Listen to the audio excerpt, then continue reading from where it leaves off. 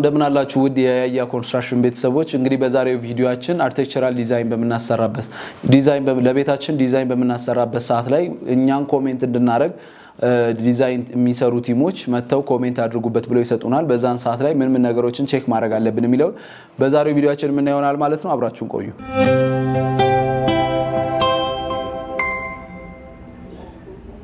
በድጋሚ እንኳን ደህና መጣችሁ። እንግዲህ በዛሬው ቪዲዮአችን የምናየው ብዙ ጊዜ ኮሜንት በሚሰጥበት ሰዓት ላይ አርኪቴክቸራል ወይም ደግሞ ዲዛይን በመታሰሩበት ሰዓት ላይ ምን ነገሮችን መካተት አለበት፣ ምን ነገሮችን ማየት አለባችሁ የሚሉትን በዛሬው ቪዲዮአችን የምናየው ይሆናል ማለት ነው።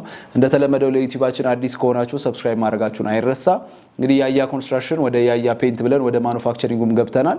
እንግዲህ ይሄን ዩቲዩብ የምታዩ ክፍለ ሀገር ላይ ላላችሁ ወይም ደግሞ እዚሁ አዲስ አበባ ላይ ፕሮዳክታችንን ወስዳችሁ ማከፋፈል የምትፈልጉ ወይም ከኛ ጋር አብራችሁ መስራት የምትፈልጉ ሙያተኞች ልትሆኑ ይችላላችሁ፣ እንዲሁም ደግሞ የሱቅ ባለቤቶች ልትሆኑ ይችላላችሁ ማለት ነው። አብራችሁን መስራት የምትፈልጉ ካላችሁ እጃችን ለእናንተ ክፍት ነው ማለት ነው። በቂ የሆነ ትሬኒንግ ለእናንተ ሰጠን ፕሮዳክታችንን በእናንተ በኩል ለህዝቡ ማድረስ እንፈልጋለን። ኤኒ ታይም ከታች በማስቀምጠው ስልክ ልደውሉልን ትችላላችሁ ማለት ነው። እንዲሁም ከዚህ በፊት በሰራሁት ቪዲዮ ላይ አብራችሁን ከኛ ጋር ማልማት የምትፈልጉ ሰዎች ካላችሁ ወይም ደግሞ አብራችሁ ግንባታ ከኛ ጋር መስራት የምትፈልጉ ካላችሁ ኦሬዲ እየመዘገብን ነው። ጥቂት ቦታ ብቻ ነው ያለን። ከኛ ጋር አብራችሁ ማልማት የምትፈልጉ ከሆነ አብሮ ማልማት ላይ በደንብ ብንሰራበት ሞር የተሻለ ነው ብለን እናስባለንና ከተማችን ላይም አሁን የመሬት ዋጋም ትንሽ እየቀነሰ ስለሆነ ይሄንን እድሉን ብትጠቀሙበት በጣም ጥሩ ሐሳብ ነው ብዬ አስባለሁ።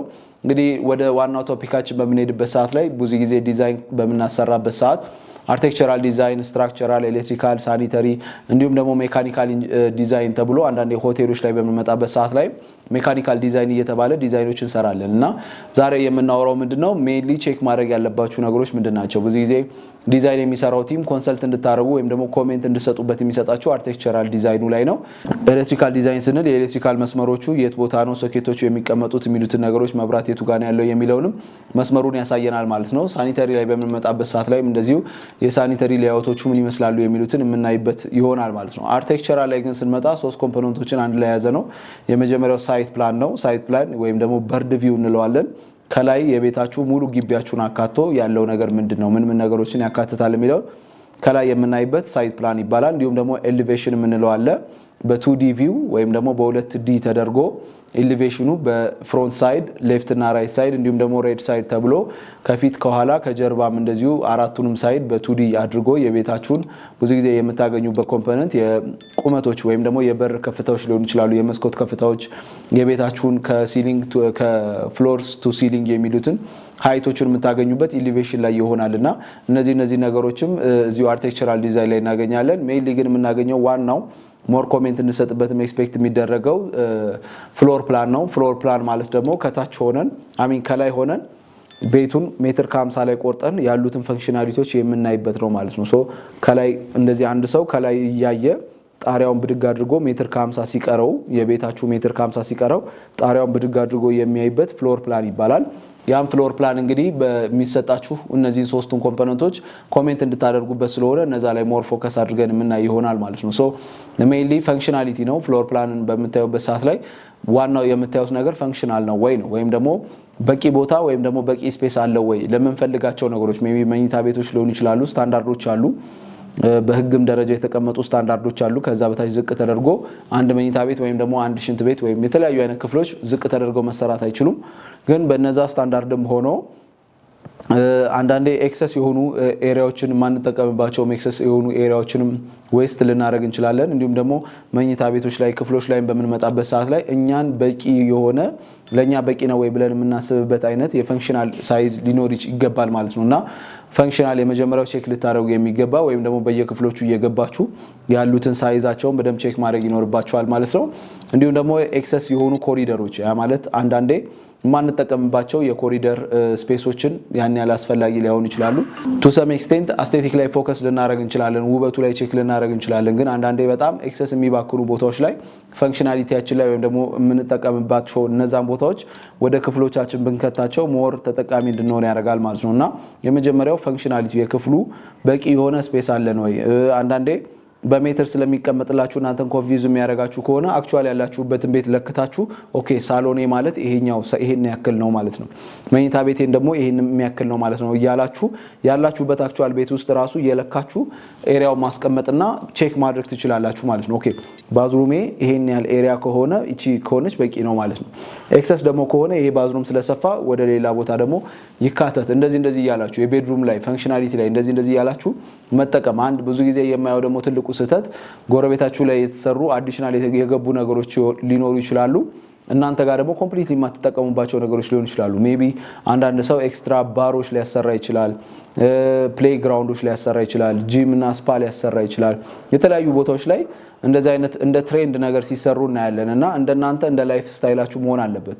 አሁን ሌሴ እናንተ ወጣችሁ ጂም የምትሰሩ ልትሆኑ ትችላላችሁ። ሳሙናና ስፓ ቤታችሁ ላይ ላትጠቀሙበት ትችላላችሁ። የተለያዩ አይነት ፈንክሽናሊቲዎች ከላይፍ ስታይላችሁ ውጪ የሆኑ ፈንክሽናሊቲዎችን ቤታችሁ ውስጥ ባካተታችሁ ቁጥር ማግኘት የነበረባችሁን የቤድሩም መጠንም ሊቀንስባችሁ ስለሚችል ምንጊዜም ከላይፍ ስታይላችሁ ጋር የተመጣጠነ መሆን አለበት እና የሆነ ሌክዠሪ ላይፍ ስታይል ነገር ነው ተብሎ ስለሚታሰብ እኛ ሀገር ላይ ከምትኖሩት ከናንተ ከአኗኗር ዘይቤያችሁ በጣም ይወጣ በጣም ኤክሰስ የሆነ ኤክስፔንስ ላይ የሚዳርጋችሁም ኮስቶች ሊኖሩ ስለሚችሉ በተቻላችሁ አቅም የምትጠቀሙበትን ነገር ብቻ ቤታችሁ ላይ ብትጠቀሙ ፈንክሽናል የሆኑ ነገሮችን ብትጠቀሙ በጣም ሰጀስት አደርጋለሁ። ደግሞ ፈንክሽናሊቲን ካየን በኋላ እንግዲህ ምንጊዜም ቼክ ማድረግ ያለብን ኦሪንቴሽን እና ቬንቲሌሽኖችን ቼክ ማድረግ ይኖርብናል።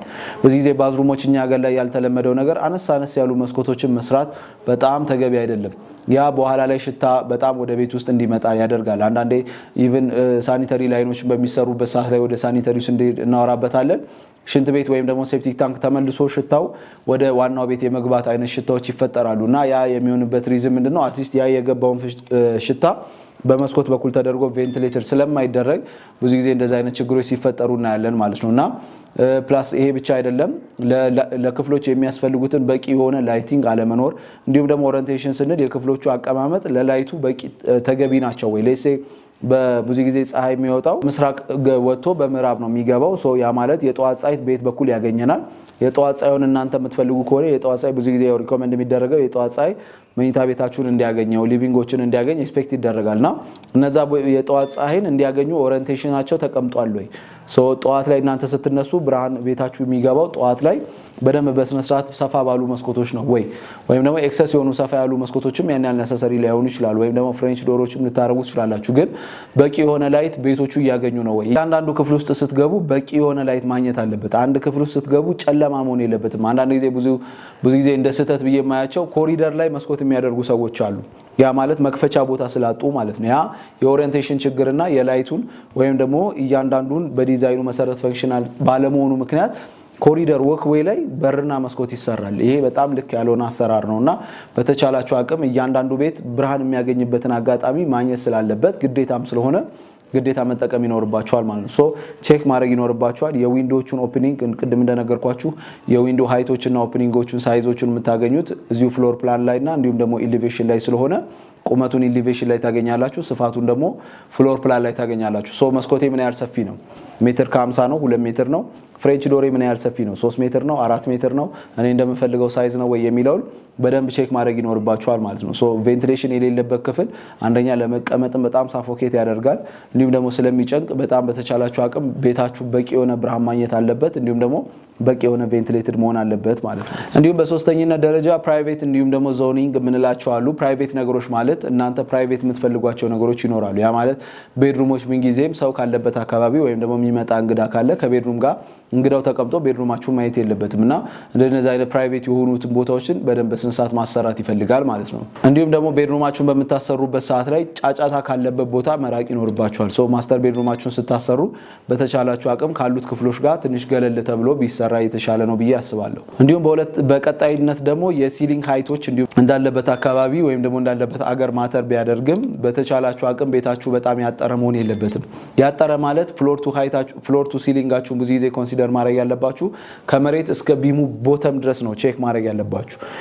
ብዙ ጊዜ ቢም ኮንሲደር አይደረግም እና ኢንቴሪየሩ ወይም ደግሞ የውስጡ ዲዛይን በሚሰራበት ሰዓት ላይ ቢሙን ለማጥፋት ተብሎ ሲሊንጋችንን ዝቅ ስለምናደርግ ከፍሎራችን እስከ ቢም ቦተም ድረስ ያለው አንዳንዴ 2 ሜትር ከ60 ወይም ደግሞ 2 ሜትር ከ70 ሊሆን ይችላል። ያ ደግሞ በጣም አጭር ነውና ሚኒመም መሆን ያለበት ብዬ ነው ሰጀስት ማድረገው እስከ ቢም ቦተማችሁ 2 ሜትር ከ90 ቢሆን የተሻለ ነው ብዬ አስባለሁ።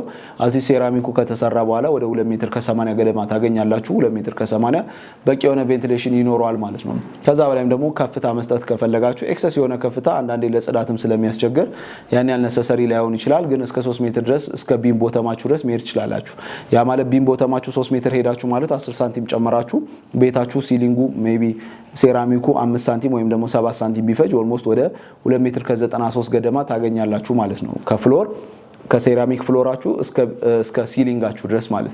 ከዛ በላይ ያለውን አንዳንዴ ቢሙን ለመሸፈን ተብሎ ወረድ ተደርጎ ስለሚሰራ ያን ያህል ነሰሰሪ ላይሆን ይችላል።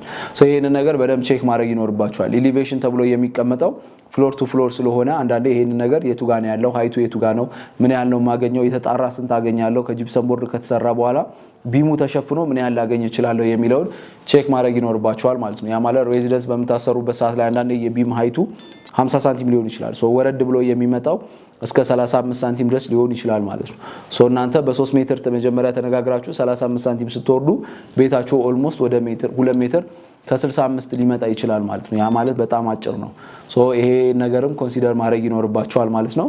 እንዲሁም ደግሞ ፓርኪንግ አክሰሶች በጣም መረሳት የሌለባቸው ነገሮች ናቸው። ፓርኪንግ ግዴታ ቤት በምታሰሩበት ሰዓት ላይ ፓርኪንግ ላይ በጣም ሲሪየስ አድርጋችሁ መኪናዎች የቱ ጋር ነው ፓርክ የሚደረጉት፣ በርም ሲከፈት አክሰስ አለ ወይ። አንዳንዴ በጣም የምንረሳው ነገር ምንድነው አንድ መኪና ወደ ጎን ስፋቱ እንደው በዛ ከተባለ እስከ ሜትር ከ80 ሊሆን ይችላል ቤት ውስጥ ያሉ መኪኖች ማለት ያ ሜትር ከ80 ከሆነ በኋላ ኮንሲደር የሚደረገው የዛችን መኪና ብቻ ገብታ የምትሰራበትን ብቻ መሆን የለበትም። በሩ ከተከፈተ በኋላ ያንን ሰውዬ ያስወጣዋል። ኢቭን በሮቹ ከተዘጉ በኋላ ደግሞ በእያንዳንዱ በመኪኖቹ በኩል አክሰስ ማድረግ ይቻላል ወይ መንቀሳቀስ ይቻላል ወይ የሚለውንም በደንብ መሰራት አለበት። አንዳንድ ታይት የሆኑ ስፔሶችን ከተጠቀምን ማለት ነው። ግን ሰፋ ያሉ ደግሞ ቤዝመንትም የሚያስፈልጋቸው ቦታዎችም ካሉ እንዲሁም ቤዝመንት በምታሰሩበት ሰዓት ላይ ያው ዲዛይን ላይ እኛም ግንባታ ፍቃዱን ስናስወጣ ግዴታ ማሟላት ያለባቸው ነገሮች ቼክ ስለሚደረጉ እኛም ቼክ እንደረጋለን ማለት ነው። ግን በተቻላችሁ አቅም በቂ የሆነ ቬንቲሌሽን መኖሩን ወይም ደግሞ በቂ የሆነ የፓርኪንግ አክሰስ መኖሩንም ቼክ ማድረግ ይኖርባችኋል ማለት ነው። ምን ያህል መኪና ይችላል ዲዛይን አንድ መኪና ነው ወይስ 2 መኪና ነው የሚችለው፣ አጣቦ ምን ያህል መኪና ይችላል፣ ምን ያህል መኪኖችስ ይችላል። አንዳንዴ ከፍ ያሉ ፒክአፕ መኪኖች ርዝመታቸው እስከ 5 ሜትር ስለሆነ ምን ያህል ለፓርኪንግ ሎት ትተናል የሚለውንም ቼክ ማድረግ ይኖርባችኋል ማለት ነው። ኮሜንት እንድትደረጉበት ኤክስፔክት አይደረግም። ግን ሳኒታሪና ኤሌክትሪካል ቅድም እንደነገርኳችሁ የውሃ ፍሰቱ ምን ይመስላል፣ ሻወር አቀማመጡ፣ የባዝሩሞቹ አቀማመጥ ፈንክሽናሊቲ ላይ ቼክ ስታደርጉ ሳኒታሪውንም ፍሳሹ ወዴት ነው የሚፈሰው የሚለውንም ሳኒታሪ ላይ ማየት ትችላላችሁ። ኤሌክትሪካሉንም የሶኬትና የመብራቶቹ አቀማመጥ ምን ይመስላል የሚለውንም ቼክ ማድረግ ትችላላችሁ። ስትራክቸር ላይ ብዙ ጊዜ ሰው የሚበላው ምንድነው አንዳንዴ ብቁ ያልሆኑ ስትራክቸራል መሀንዲሶች በሚሰሩበት ሰዓት ላይ ተገቢ ያልሆነ ወይም ደግሞ ከአቅም በላይ የሆኑ ብረት መጠኖችን የመጠቀም ነገር ብዙ ጊዜ ይታያል። እንዲሁም ደግሞ የስላብ ቲክነሳችሁ፣ የቢም ዴብዛችሁ፣ የኮለን ሳይዛችሁ እነዚህ ነገሮች አንዳንዴ ፈንክሽናሊቲውን የቤቱን ፈንክሽናሊቲ በጣም ሰፋፊ የሆኑ ኮለኖች የሆኑና ጠርዝ እንዲበዛው ያደርጋሉና በተለይ ለሬዚደንስ በምታሰሩበት ሰዓት ላይ ይሄ ነገር እንዴት ነው አልበዛም ወይ፣ በሌላ መልኩ ሪዲዛይን መደረግ አይችልም ወይ፣ አጌንስት ሂዷቸው አይደለም ግን ቁጭ አድርጋችሁ በስነ ስርዓት ይሄ ነገር እንዴት ነው ኮለኑ ሲሰፋ ብሎኬቱ በሚደረደርበት ሰዓት ላይ ጠርዝ ይዞ አይወጣም ወይ፣ ቤት ውስጥ መሀል ላይ ኮለን ካለ ይሄ መሀል ላይ ያለው ኮለን የሆነ መፍትሄ አይፈጠርለትም ወይ ምናምን እያላችሁ በደም ከነሱ ጋር ዲስከስ እያደረጋችሁ ማስተካከሉ የተሻለ ነው ብዬ አስባለሁ። አንዳንዴም እናንተም ቴክኒካሉን ማንበብ የምትችሉም ካላችሁ ወይም ደግሞ የሚያነብ ዘመድ ጓደኛም ካላችሁ ሄዶ ስትራክቸራል ጓደኛም ኮንሰልት ማድረግም ሞር የተሻለ ነው ብዬ ሰጀስት አደርጋለሁ። እንግዲህ ለነበረን ቆይታ ከልብ አድርጌ አመሰግናለሁ። ሆፕፉሊ ብዙ ተምራችሁበታል ብዬ ተስፋ አደርጋለሁ። እንግዲህ አብራችሁ መስራት የምትፈልጉ በተለመደው እንደተለመደው ኤኒታይም ከናንተ ጋር አብረ መስራት እንፈልጋለን። 24/7 አቬሌብል ነን። ቅድም እንደተናገርኩት አብራችሁን ማልማት የምትፈልጉም ካላችሁ ከኛ ጋርም ቀለም መግዛት የምትፈልጉም ካላችሁ እንግዲህ እጃችን ክፍት ነው። ከናንተ ጋር አብረ መስራት እንፈልጋለን። ኤኒታይም ኮንታክት አድርጉን። ቤት ከዲዛይን ጀምሮ እስከ ግንባታ ድረስ ማሰራት የምትፈልጉም ከሆነ ሁሌ እንደምናገረው ኤኒታይም ልደውሉልን ትችላላችሁ። በዋትስአፕ በቴሌግራም እንዲሁም በዳይሬክት ስልክ ደውሉና ሙሉ ኢንፎርሜሽን ማግኘት ትችላላችሁ ማለት ነው። እንደተለመደው ለዩቲዩባችን አዲስ ከሆናችሁ ሰብስክራይብ ማድረጋችሁን አትርሱ። መልካም ቀን።